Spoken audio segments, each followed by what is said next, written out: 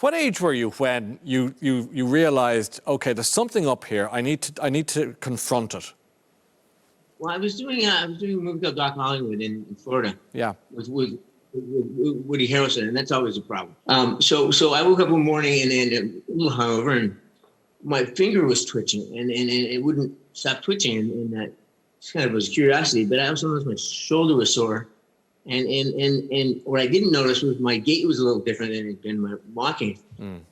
So Tracy at some point noticed this and noticed me running, and I was running funny. I was carrying my body kind of in a weird way. She said, "You got to go to a neurologist." So I went to a neurologist, and he did a brief set of exercises like a and said, and just really, matter of fact, said I was 29 years old. He said, "You got young onset Parkinson's, but the good news is you'll be able to work for another 10 years."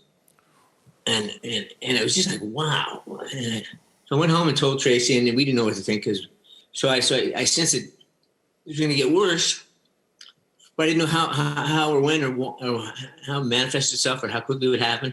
And she didn't know, and she said she was in for whatever was going to happen. She was with me, and it's been 29 years, it's been 30 years.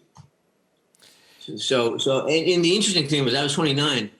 Double that is 58, and that's the average age of a Parkinson's diagnosis. So I was 29 years ahead of the curve. Good Lord. And how did that affect your psyche, Michael? How did it affect your sense of who you were as a 29-year-old facing into a whole new world, neurologically, physically? It freaked me out. I mean, my first reaction was to double down on the drinking. Yeah. And get medicated that way.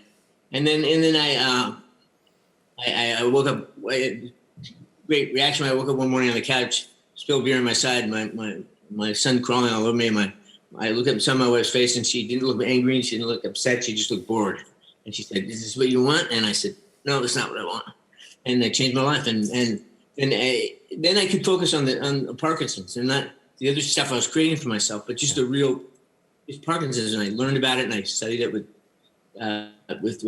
researchers, and got to where in 98 I could talk about it publicly.